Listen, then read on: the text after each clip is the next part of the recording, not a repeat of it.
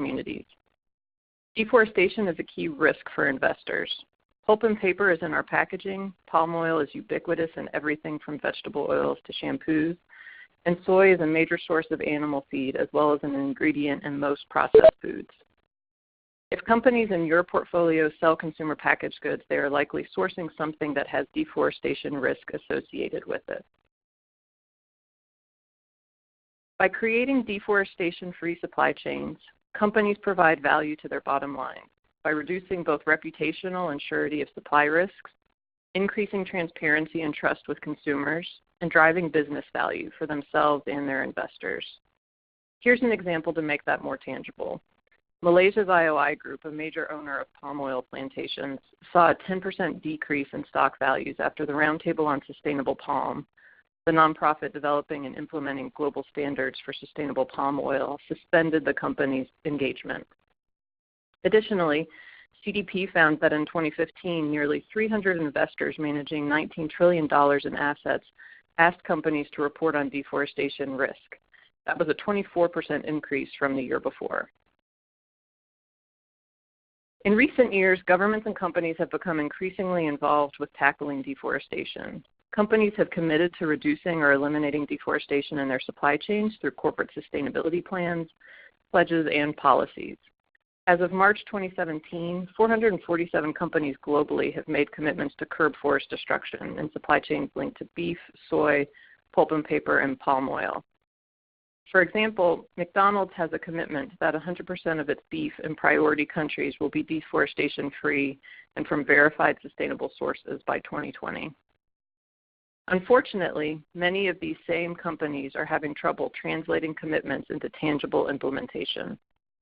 As just one example, a recent CDP report found that nearly half of the companies with commitments to source certified soy have been unable to get any into their supply chains. Governments have included plans to address deforestation in their official climate action plans, submitted by parties of the Paris Agreement. These are called Nationally Determined Contributions, or NDCs, and 80% of countries that submitted these included forestry, land use, and land use change in their targets. Activities by both the private sector and governments are important, but they have essentially been acting in isolation, thereby making both less effective. Deeper collaboration and coordination between the public and private sectors is essential in order to make meaningful progress towards eliminating deforestation. The implementation of corporate zero deforestation commitments is hindered by weak governance, unclear land titles, a lack of financial and technical resources for farmers to change their practices, and a lack of traceability and monitoring systems. This means corporations need a regulatory and policy environment that supports zero deforestation ambitions in order to be successful.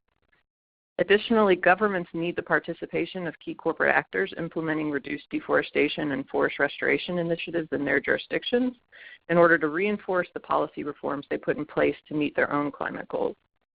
These synergies between private and public actors are especially important in Brazil, where an estimated 90% of forest loss was caused by commercial agriculture, primarily for beef and soy production between 2000 and 2012. And then there are current events. In terms of deforestation, what are the implications of the U.S. withdrawal from the Paris Agreement? Our contention is that it increases the need and urgency for investors and companies to act. Today we are going to review the findings from a recent paper by Environmental Defense Fund and Forest Trends to review how leading private sector companies are starting to take advantage of good governance and policies that support eliminating deforestation, and discuss how investors can encourage more corporate stakeholders to engage in deforestation-free sourcing in order to minimize business risk and reinforce positive feedback loops for good governance. To talk more about the connections between the public and private sector, I'm going to hand the presentation over to my colleague, Brianna. Great, thank you, Jenny. So as Jenny mentioned, Environmental Defense Fund and Forest Trends recently published a report titled Collaboration Towards Zero Deforestation, Aligning Corporate National Commitments in Brazil and Indonesia. I'm going to begin today's discussion about the report with an overview of Nationally Determined Contributions, or NDCs, and why they are valuable to investors. Nationally determined contributions are official climate action plans submitted by parties of the Paris Agreement. As part of their overall strategy to combat climate change, many countries have made pledges to address deforestation, reforestation, and land use change. These country-level commitments can be a powerful mechanism to help countries meet their zero deforestation goals, and companies.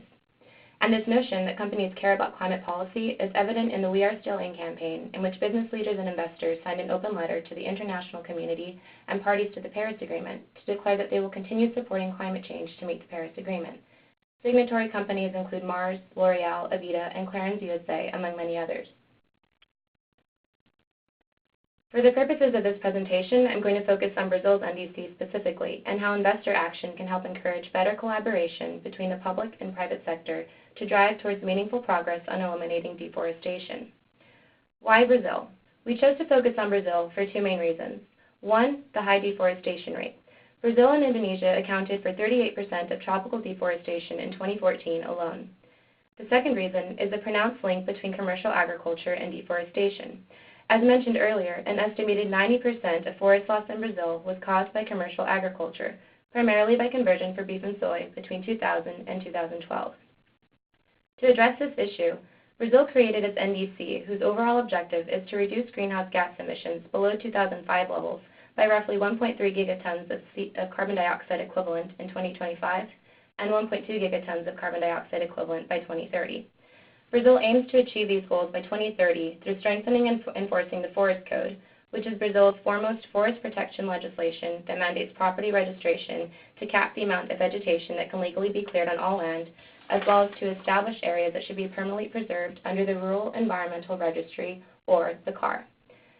The second means of implementation is to achieve zero illegal deforestation in the Amazon. The third, restoring 12 million hectares, which is roughly the size of Pennsylvania. 4, advancing sustainable native forest management. And 5, ensuring sustainable agricultural development. When implemented, Brazil's NDC will create a more favorable environment for business and investment by improving governance, transparency, traceability, monitoring, and resource availability, all factors that companies have cited as barriers to business. This will facilitate actions by companies to reduce and eliminate deforestation from their supply chains. Several leading companies operating in Brazil, like Amagi, JBS, and the European Feed Manufacturers Federation, are collaborating with governments and NGOs and multi-stakeholder initiatives that are supporting and accelerating the implementation of Brazil's NDC goals. By taking a proactive role in reducing and/or eliminating deforestation from their supply chains, and consequently contributing to Brazil's NDC, companies have been able to increase production while reducing deforestation, bolstering their reputation and increasing profits in the process.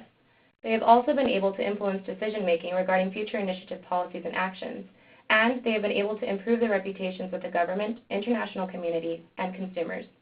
The following two case studies demonstrate how leading companies are collaborating with governments to help them meet their deforestation commitments.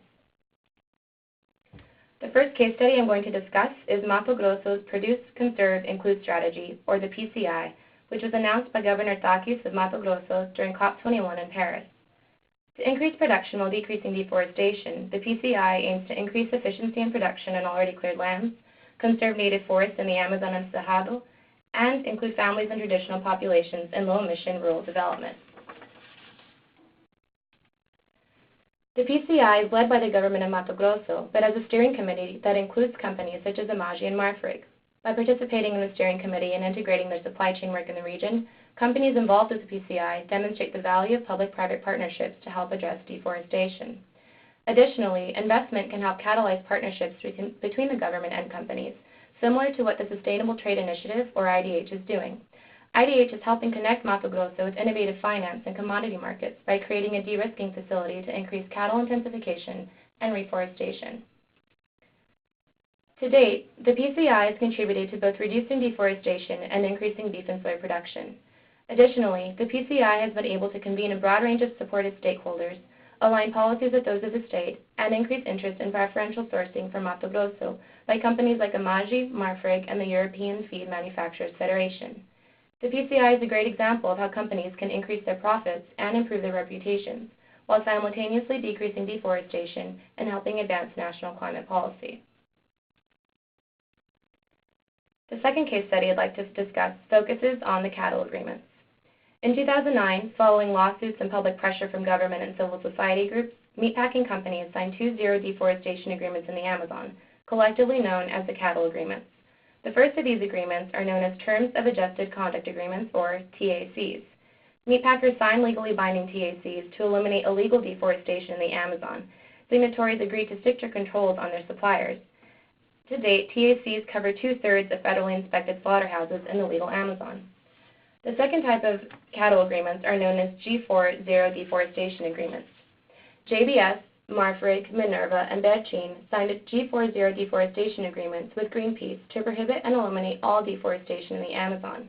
Similar to the TACs, meatpackers agreed to stricter controls on their suppliers. G4 companies control around 1/2 of slaughter in the legal Amazon. There are also models currently in operation that demonstrate how companies can go beyond the cattle agreements. Although the cattle agreements have been successful to an extent, the following models demonstrate how companies can more effectively track direct and indirect suppliers and provide technical assistance to suppliers with the help of the state and federal government. Novo Campo is a multi-stakeholder initiative started by the Instituto Centro de Vida, or IICV, to promote sustainable cattle ranching in northern Mato Grosso by enforcing zero deforestation, restoration, and forest code compliance, as well as by providing technical assistance and incentives for participation. The second model is São Félix do Xingu, or SFX, which is a collaboration between the Nature Conservancy, state and municipal environment ministries, rural producers, and companies such as Walmart and Marfrig to improve sustainability in cattle and agricultural production through providing support for sustainable cattle and economic alternatives, as well as by providing incentives from the state government and the private sector. The G4 Zero Deforestation Agreements have helped reduce deforestation. G4 meatpackers had significantly less deforestation in their supply chains. A 2015 study found that deforestation caused by JBS suppliers fell from 36% in 2009 to 4% in 2013. The G4 agreements have also increased compliance with the Forest Code.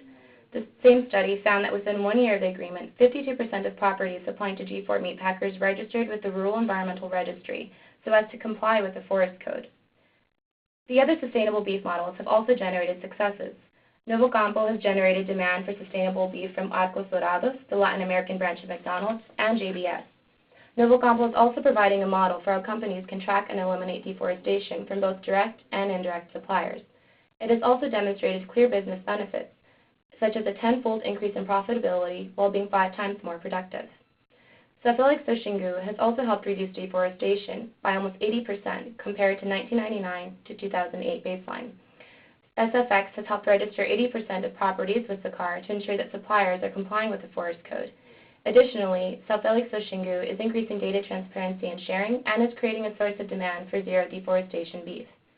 The cattle agreements, Novo Campo, and São Félix do Xingu exemplify how participating companies are benefiting from increasing the sustainability of and decreasing the deforestation in their supply chains. These initiatives have the added benefit that they also help Brazil make progress toward its NDC, creating positive reinforcement for good governance and policies for limiting deforestation. Jenny, I'm now going to turn things back to you to explain the key takeaways.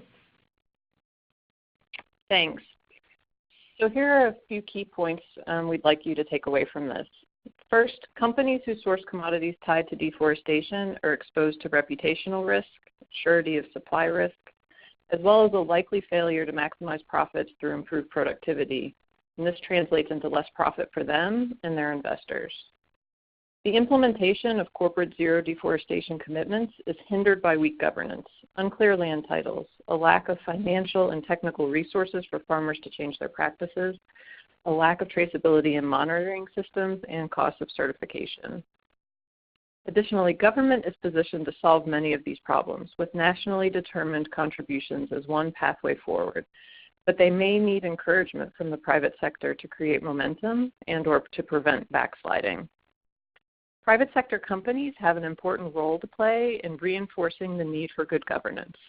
One way they can do this is by helping Brazil meet its nationally determined contributions. The examples here showcase how AMAGGI and Marfrig contribute to Mato Grosso's state-based effort, Protect, Conserve, Include, which drives towards the nationally determined contribution, and how beef companies' engagement in projects on the ground in Alta Floresta and São Félix do Xingu can support and potentially exceed the nationally determined contributions. So what can investors do? First, assess your portfolio. use resources like supplychain.org and CDP to see if companies in your portfolio are exposed to risk from deforestation and what they are doing to address those risks. Second, ask companies in your portfolios how they are engaging in deforestation reduction practices. Their strategies should include activities that drive improved governance, such as through alignment with countries' nationally determined contributions. Third, encourage action and disclosure. Praise companies who are leading in this space and encourage laggards to increase their action, engagement, and disclosure. And where appropriate, inform companies that nationally determined contributions can be a helpful mechanism for engagement to reach zero deforestation commitments and address governance risks. Lastly, tilt investments towards companies that invest in and source from jurisdictions that are reducing deforestation. Addressing deforestation at scale will enable companies to reduce risk while providing a demand signal to governments that companies will invest in areas with strong governments and demonstrable reductions in deforestation. This will create positive feedback loops that could eventually help eliminate greenhouse gas emissions from deforestation.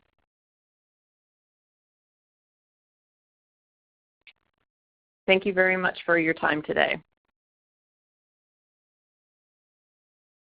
Thank you, Jenny. Thank you, Brianna. This was indeed very interesting and helpful. I would like to, at this time, open the floor to questions, if there are any. And please, if you also want to ask a question in the chat bar, let me know. At this time, I don't think we have any.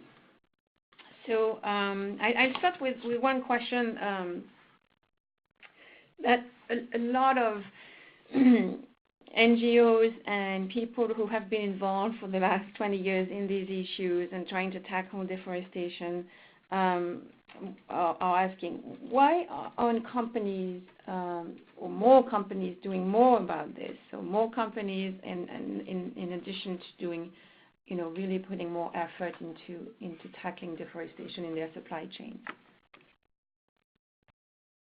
I think many companies are trying, but maybe haven't realized the important factor that governance plays in being successful. And I think also implementation is hard, and many just aren't aware of the different options and ways in which they can engage, or they don't believe that their voice is necessarily going to be effective in the governance space, especially in other countries. And so that's part of why we have this focus on governance, because a company may be able to address deforestation in their own supply chains, but many companies actually represent a fairly small percentage of a commodity that's being sourced. And so while they may clean up their own supply chains, they have a difficult time actually addressing the more holistic issue of deforestation in a country or a region. And so that's why this governance approach, working together with government, is so important, because we think it's the way to really solve the problem and not just treat a symptom or address it in an individual supply chain. Thank you, Jenny. Actually, a follow-up on this question. You mentioned implementation. They think implementation is hard. What is needed in your mind, to implement deforestation-free supply chain? And I heard two things. I mean, from our work, it seems like traceability tools are key. And so I'd love to have your perspective on that. And you mentioned, governance or, implementation management system on the ground and monitoring systems. So could you comment on those two aspects? So in terms of, one, identifying and quantifying the deforestation risks through traceability tools, and two, monitoring implementation systems, especially in Brazil. So traceability. Oh, go ahead, Brianna. I can just go ahead and take the first part if you want to take the second part. So traceability is a difficult thing, especially when you're dealing with, for example, the beef supply chain, which has both direct and indirect suppliers, and that's been cited as one of the major issues, is being able to trace, your product from source to consumer from all steps and all angles. And so in Brazil specifically, there are a number of monitoring and tracking tools available. So you may be familiar with some, such as the Global Forest Watch, which is really great for soy, but doesn't track cattle at the moment.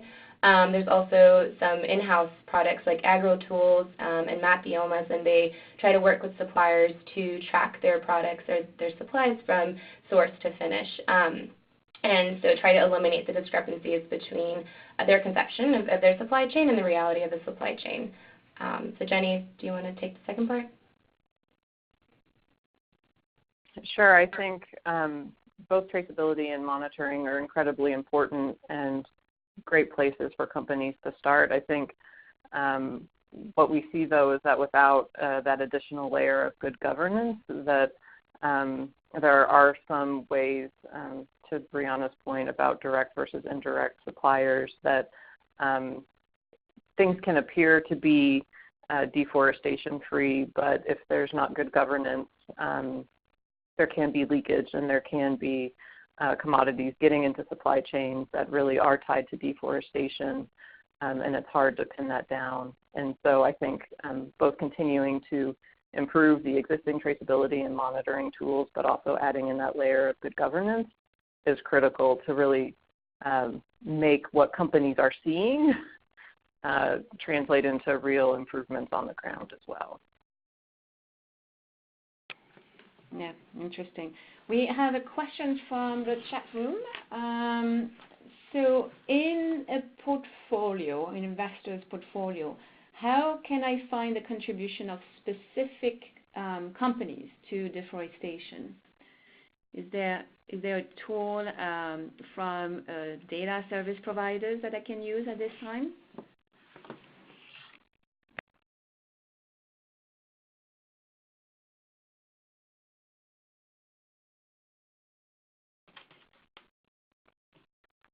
Jenny, So Brianna, maybe you're muted. Yep, sorry.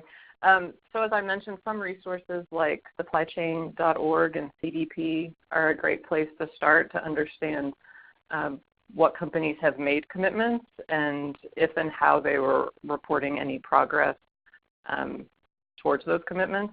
And so that's a great place to start, cross-referencing that with your investment portfolio to just see how companies are doing. Any other more quantitative data? We had, for example, an exchange with TrueCost, who is really working hard to look at Scope 3, the GHG emission in supply chain, with obviously a very high level in some data coverage and sourcing coverage issues. But do you think that's something that you see in development and could be helpful for investors? I think it could be. My experience is you can find kind of mid-level quantitative data, maybe more about countries where different commodities are flowing. It sometimes can be hard to pin down specific companies' percentage of a commodity. A lot of times they treat that as fairly confidential information and don't want to disclose it. Some companies will share that publicly so you can get a better sense of how much impact they're really responsible for. I think that's a place where encouraging companies to have better disclosure as part of their deforestation initiative, to talk about what percent of that commodity they actually are consuming, to put into perspective their ability through direct sourcing to have influence, and then also through other engagements through governance and other ways to try and influence that. Yeah, thank you. So looking at implementation for corporates, excuse me, what resources are available to help? And here, maybe at the company level, but also at the government level, or the local government level. What do you see as being helpful on the ground, especially with your experience at Walmart? Well, I'll start, and maybe Brianna can add on to this. I would say that having partners is really helpful. both through some of the initiatives that we've talked about in the presentation today that are specific to Brazil, but also with nonprofit organizations like EDF and others who have boots on the ground in these countries to understand the dynamics of what are going on and can also help drive collective action. So getting groups of companies working together on these issues a lot of times, especially when you're talking about engaging in policy or governance, it can be intimidating for companies to do that. And so having some of their peers in that space where they can work together definitely makes it a little less intimidating and also more effective, quite frankly, on the ground. And so I would say, looking at where you're sourcing your commodities from, checking in with the NGOs in the space that work a lot on deforestation is a great place to start, and also looking into some of the examples we gave today where there are ongoing initiatives and companies who are already engaged, reaching out to those companies who have a little experience in this space. There seems to be a good willingness to share with one another, especially from those who are kind of leading the way. And so those would be a few things I would mention. Brianna, I don't know if you have anything you'd add. I think just similar to your first point, Jenny, about partnerships. So in Brazil, especially with the PCI, the Produce, Conserve, Include initiative I talked about earlier, it's very much a multi-stakeholder platform where you have players from the civil society organizations, from government, and from companies all sitting together figuratively at the same table and being able to have these conversations to try to figure out how it is that they're actually going to implement zero deforestation supply chains. There's another huge platform in Brazil called the Brazilian Coalition on Climate, Forest, and Agriculture, and it's also another really great space. So I think companies find venues to be able to interact with the other players in the game who are actually responsible for the different parts of implementation. So governments or NGOs, as Jenny mentioned, that are working with deforestation data and working with these issues on the ground. I think those can all be really helpful platforms. Thank you. If there are no more questions, I'll ask one last question. We mentioned, we had another webinar mentioning the benefits of, and I think there are clear benefits of implementing sustainable supply chains, especially for consumer-facing companies, which can really incur some pretty damaging reputational risks. What does it cost to a company to engage, from a financial perspective, an operational perspective, a human capital perspective? What's the cost? What's the and you mentioned governance. What does it take for companies to engage and really deliver deforestation-free supply chains? So I would say that the costs can vary depending on the way a company chooses to engage. So, there's obviously the human capital cost. If you have staff who are digging into these issues, maybe engaging on the ground. I think working through some of the collaborations we've talked about and working with partners can help make that a more cost-effective way to engage because you can really leverage those organizations' learnings and also be part of a collective so you don't have to carry all of that weight yourself. I think there are increasingly resources on the ground that companies can take advantage of to help their supply chains maybe become more productive, more efficient in terms of how much agricultural commodities they can produce on the same amount of land. And that provides a way that a company themselves may not have to solely invest and bankroll that themselves. And so that's another kind of resource available to make this more cost effective. I think, the most important thing is that in the long run, addressing these issues will be the most cost effective solution. And that's why you see companies like Marks and Spencer and others pursuing this, is that, they really understand the risks and the long-term costs that are at stake. And so while there will be cost either through time or through capital expenditure, it is the most cost-effective way to deal with these issues.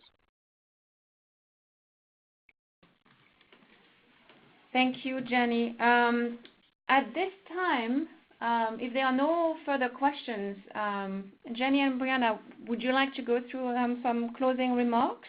And I'll take it from here.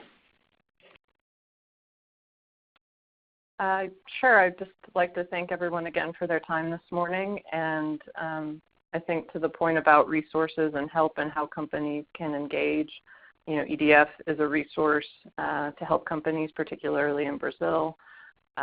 You can go to the website Supply Chain Solutions Center that EDF has and find some resources available along the lines of what we discussed today, or please feel free to reach out to myself or Brianna with any follow-up questions that you may have.